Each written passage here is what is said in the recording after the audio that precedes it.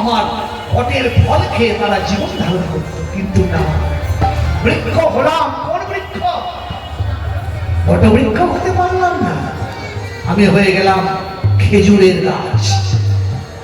যার জন্য কবির দাস जी বললেন, বড় वक्त क्या हुआ जैसा पेड़, पेड़ মানে গাছ, जैसा पेड़ খেজুর, খেজুরের গাছ হয়।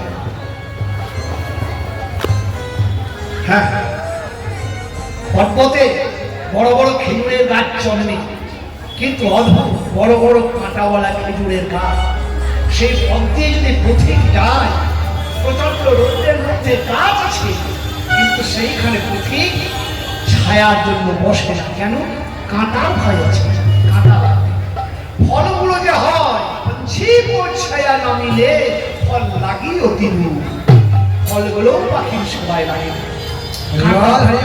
বলে ওই পাখিগুলো পালিয়ে পালিয়ে বেড়ায়। ওই খেজুরের গাছ হয়ে গেলাম, ওদের গাছ হতে পারলাম না। কাঁটার খোঁচা, আমাকে শুধু খোঁচা দিয়ে যায় কে? স্ত্রী, পুত্র, ছেলে, মেয়ে, নাতি, পুতি, এরা কাঁটা। সংসারে খেজুর গাছের কাঁটা শুধু আমাকে খোঁচা মেরে যায়। কি পেলি মানুষ সুন্দর জীবনটা পেয়ে, আমার আমার আমার বাড়ি, আমার ঘর, 10টা টাকার জন্য কত মানুষকে ঠকিয়ে তুমি নিয়ে এসেছো। সেই টাকা দিয়ে বিল্ডিং তৈরি করেছো, মাটি কিনেছো, সুন্দর ঘরখানা তৈরি করেছো, কিন্তু শেষে কি পেলে? এ জীবনে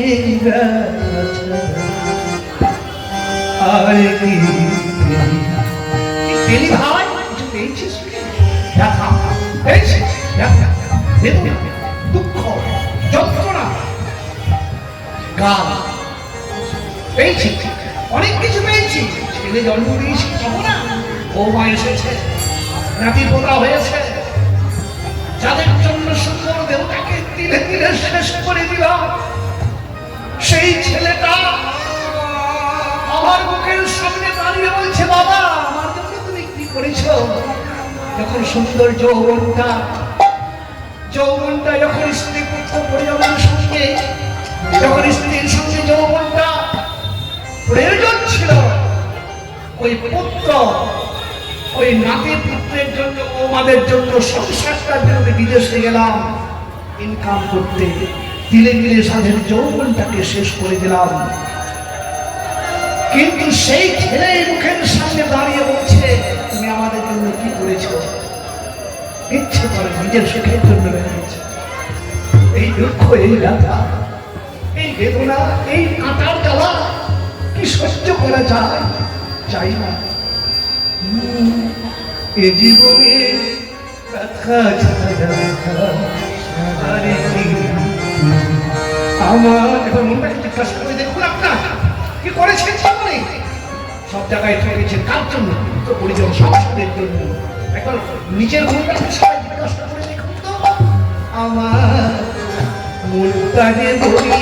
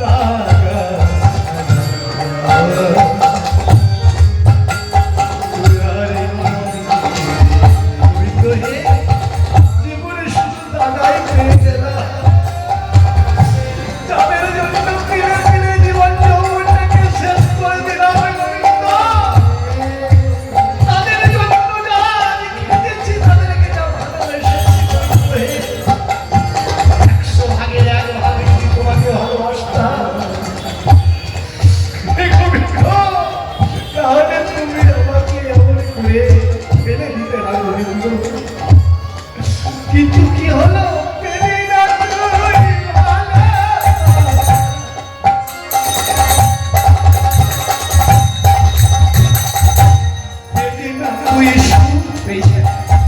কেউ পেয়েছেন তোমাকে হাত করে রাখার যে সুন্দর সংসারের মধ্যে আমি প্রকৃত শান্তি পেয়েছি, একটু হাত তুলে দেখা কে শান্তি পেয়েছে না? টাটা বিড়লাকে যদি জিজ্ঞাসা করা যায়, আপনি তো কোটি কোটি টাকার মালিক, আপনি শান্তি পেয়েছেন? মাথাটা ঢুকিয়ে বলছে না,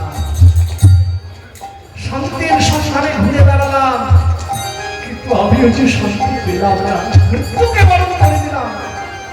পেলে না তুই ভালো,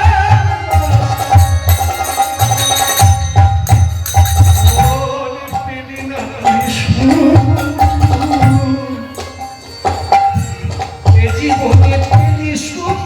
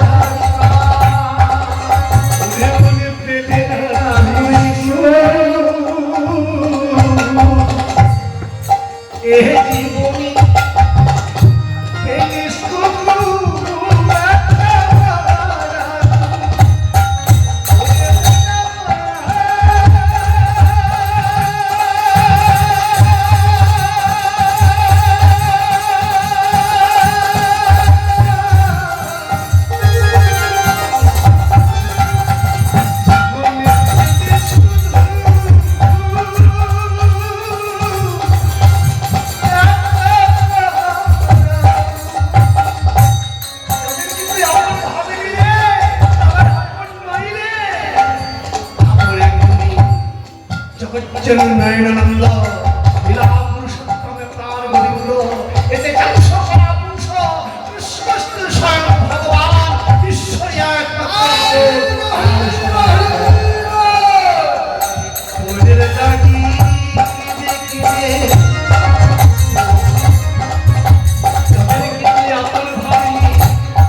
ঈশ্বরী পরিজন ছেলে নিয়ে এরা কি অপূর্ণ রে, এরা কি অপূর্ণ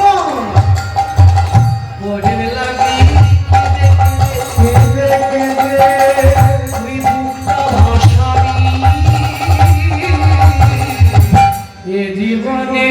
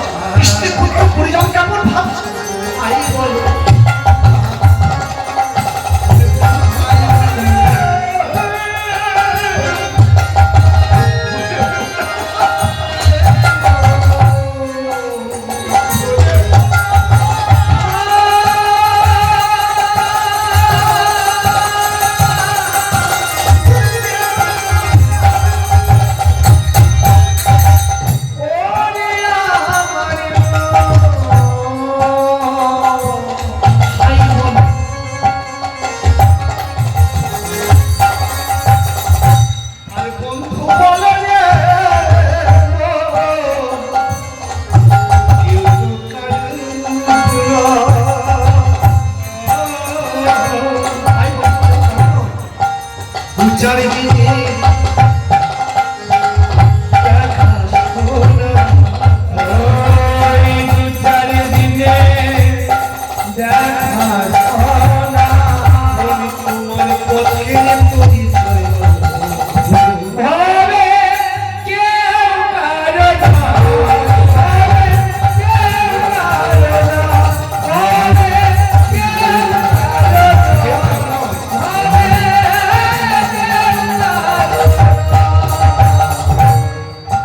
কারু নয় গো, ছেলে আপন ভাবছ? ওটাও আপন নয়। ছেলেকে আত্মজ বলা হয়, আত্মা থেকে আসে। মায়েদের বলা হয় নারী ছেদন করা ধর্ম। পুত্র বলা হয় পুত্র নামক নরক থেকে উদ্ধার করে বলে আমাদের যে 28টি নরক, গুরু পুরাণে নিয়েছেন 28টি নরক। এক এক নরকে আছে 1000টা করে কুণ্ড, মানে পুষ্কুরি। এই পুত্র নামক নরক থেকে উদ্ধার করে বলে সন্তানের আরেক নাম পুত্র। আত্মা থেকে উৎপত্তি হয় বলে সন্তানের নাম আত্মজ। নারী ছেদন করা ধর্ম। সেই পুত্র আপন নয়, এটাকে আমরা আপন বলি। সেটা কি?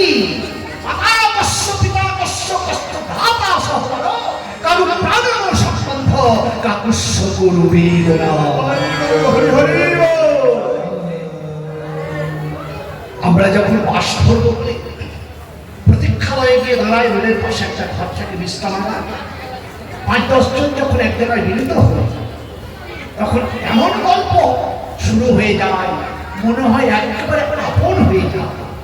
কিন্তু ওই বিশ্রাম থাকতে থাকতে চার পাশ যখন চলে আসে, সমস্ত গল্প গুজব মায়ার বাঁধন ছিন্ন করে তার নম্বরের বাসটাতে উঠে গিয়ে সে চলে যায়, করে থাকে অপরজন।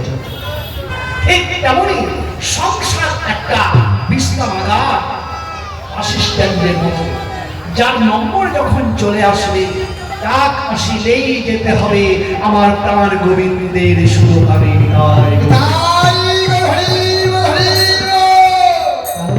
কৃষ্ণ যারে রাখে তারে রাখে সভ্যতা। মনুষ্যাম বলে এমন ডাকা, আমায় ডাকু হে একবার। কেউ কারো না ঠাকুর, কেউ কারো না। তাহলে আমরা যে মায়ার বাঁধনে জড়িয়ে আছি, কেউ কারো নয় রে, কেউ কারো নয়, কেউ না।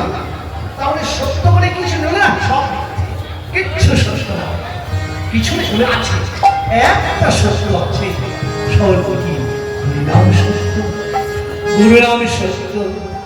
সম্বল করো পথে নাম সত্য, গুরুনাম সত্য, সম্বল করো পথে। হরিনাম সত্য, গুরুনাম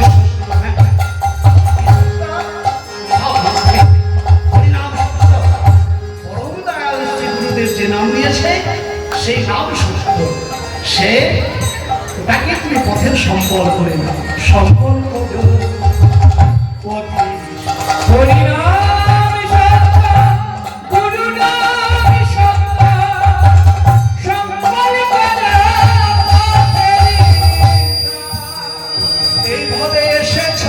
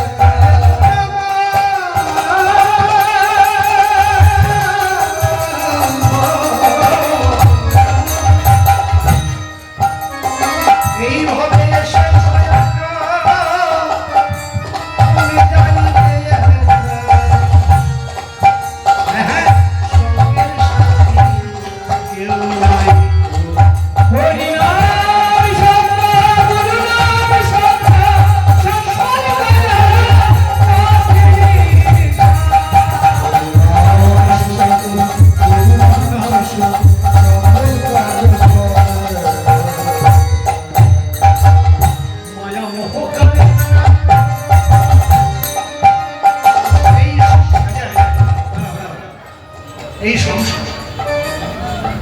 স্টিল কারখানায় কি হয়? স্টিলের জিনিসপত্র তৈরি হয়। বিড়ির কারখানায় কি হয়? বিড়ি তৈরি হয়। রেশন কারখানায় রেশন তৈরি হয়।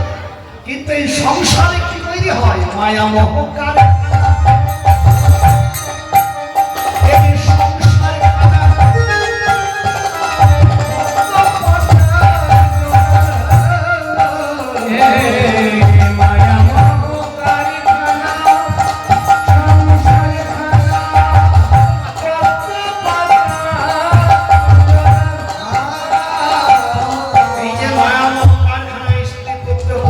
দিদি ভাই দাদা স্বামী নাতি নাতনি, এরা কি মায়া মোহ কারখানা? মায়া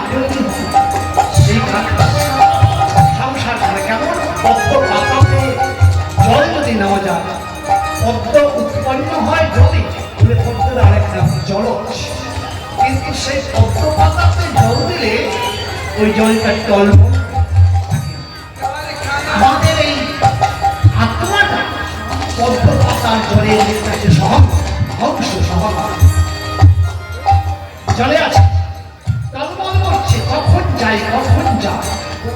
এই মায়ামোহ কারখানা সংসার খানা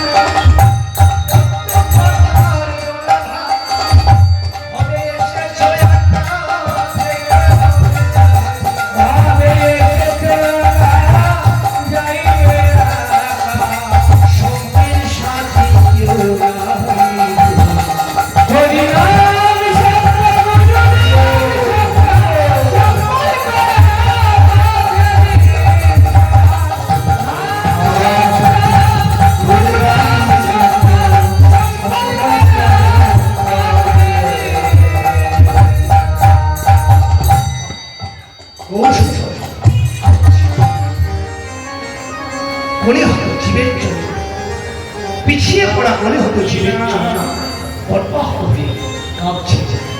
তাই কি হয়েছে গৌরী, হে গৌর সুধা মাখা হরি নাম বদনি নাশ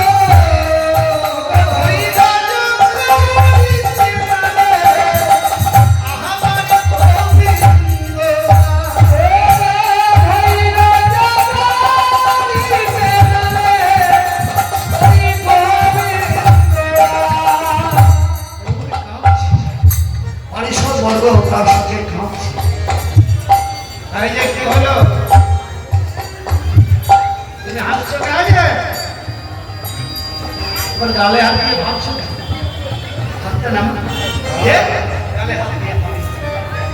এখানে ভাবার কোনো প্রশ্ন নেই। ভাবছো বসে চলবে কিসে, তুমি ভাববার কে? কেন ভাবছো? তোমার ভাবনা ভাবছে যে জন, একবার তুমি ভাবো তাকে, তুমি ভেবে উদ্ধার করতে পারবে না।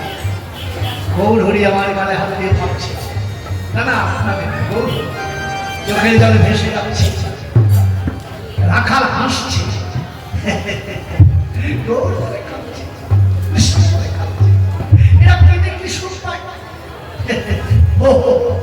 আরে মানুষ মরলে খাবে, মায়েদের যদি একটা 10 ভরির সোনার মালা হারিয়ে যায় তাহলে খাবে, ব্যাংকের টাকা লোপাট করে খাবে, ছেলে মেয়ে যদি মরে যায় তাহলে খাবে, স্বামী যদি বিয়োগ হয় তবে খাবে। এরা গৌর বলে হরি হরি বলে কাঁদছে কেন? আমাকে একবার কেঁদে দেখতে হবে। তাই কি করলে? হরি বলে কাঁদছে, হরি বল হাসছে কেন? এবার কাঁদবো যে হরি বলে। শাস্ত্র বললেন যে কিছু হারিয়ে গেলে কাঁদতে পারো, কিছু মরলে কাঁদতে পারো, ব্যথা লাগলে কাঁদতে পারো, কিন্তু কৃষ্ণ বলে কাঁদার অবশ্য জানো। কোটি কোটি টাকা খরচ করে দিলেও কৃষ্ণ বলে কাঁদতে তুমি পারবে না। কাদা আসবে না, একবার ধরে রেখে এবার হাসি চলে আসছে, আমি কৃষ্ণ বলে কাঁদবো। হবে বিপুল তুলে নিলে, বিপুল তুলে নিয়ে রৌদ্রে শুকিয়ে গুড়া করলে চৈতন্য চৈতন্য শ্রীকৃষ্ণ দাস কবিরাজ রাজকৃষ্ণ পাল বলছেন, বিপুল গুড়া করে নিয়ে গভীর বনের মধ্যে গিয়ে, গভীর বনে যেখান থেকে রাস্তা থেকে ডাকলে কার পক্ষেও কানে যাবে না, মাইক লাগিয়ে চিৎকার করলেও সেখানে কানে যাবে না, এমন গভীর বনে তিনি গেলেন। অ্যামাজন জঙ্গলের মতো জায়গা। কৃষ্ণ বলে কাঁদবেন, গৌর বলে কাঁদবেন। এইবারে চোখের মধ্যে কিছু বিপুল দিয়ে রক্রে দিয়ে হাগু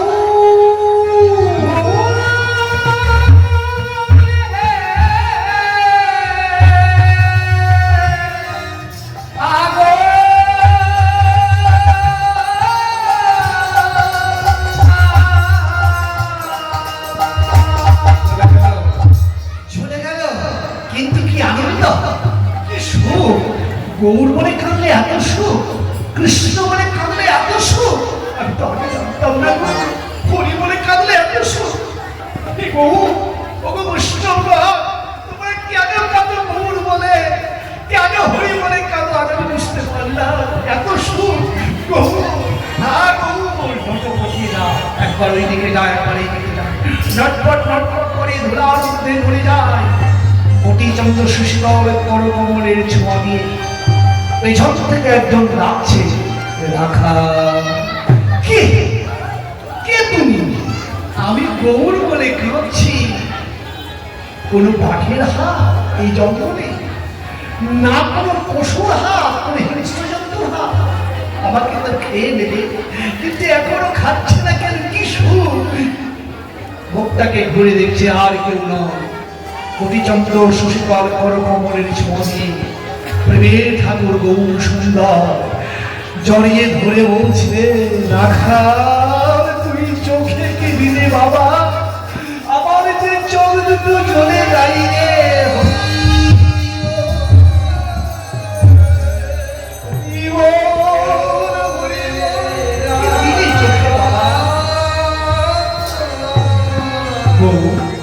তুমি এসেছ, আমার কাঁদার সব জেগেছিল গৌর বলে। কৃষ্ণ বলে কাঁদলে যে এত সুখ, হরি বলে কাঁদলে যে এত সুখ।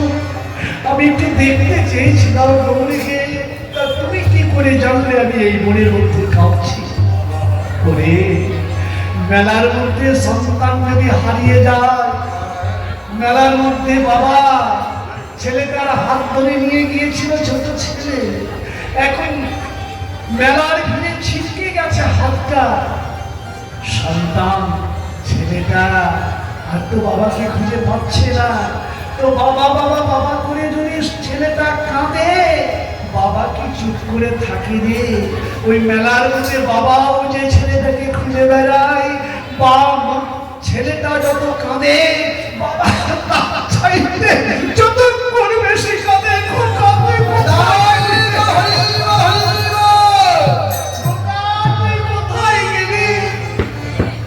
খুঁজতে খুঁজতে বাবা মেলার মধ্যে থেকে তার নিজের ছেলেকে বের করে। তুই গৌর বলে কাঁদছিস, আমি বাবা হয়ে কি করে বসে থাকি? বাবা বল, কাঁদ কাঁদ, তুই কৃষ্ণ বলে কাঁদ। ব্রজেন্দ্র রঙ্গর শ্রীকৃষ্ণ একবার আসবেই আসবে। ব্রজেন্দ্র রঙ্গর কৃষ্ণ আসুক আর না আসুক সেটা চাই না। তুমি আজকে আমাকে কথা দাও, আজ তোমার নাম ধরে রেখেছি বলে আজ তুমি এসেছো। কিন্তু একদিন এই দেখো কতজন কীর্তন শুনতে এসেছে, এরাও তো তোমার নাম নিয়ে কখনো কখনো কাঁদে। এই দেখো কারুর চোখে জল, কেউ হাত তুলে হরি বলছে, কেউ নিষ্ঠাভাবে তোমার কীর্তন শুনছে। এদের যখন শেষ দিন আসবে, আজ তোমাকে ডাকতে পেরেছি বলে আজ তুমি এসেছো। কিন্তু এমন একটা দিন আসবে এদের বা আমার, যেদিন হরি বলতে পারবো না, কৃষ্ণ বলতে পারবো না, তুলসী তলায় লম্বা হয়ে পড়ে থাকবো। আমার মৃত্যুর দিনে কথা করবে, চামচাতে শুধু আমাকে তুলসী পাতা গঙ্গার জল দেবে, আর আমার পথটা করবে কত করে।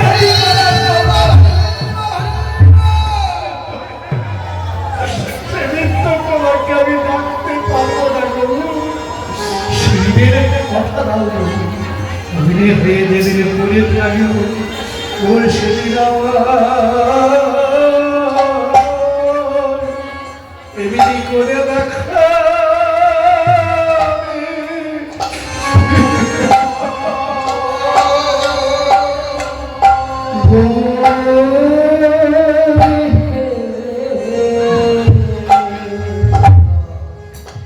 গৌরী সেদিন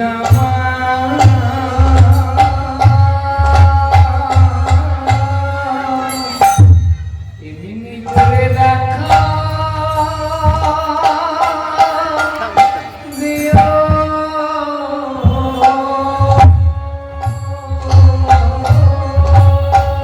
যেদিনই আমার দেহ ছেড়ে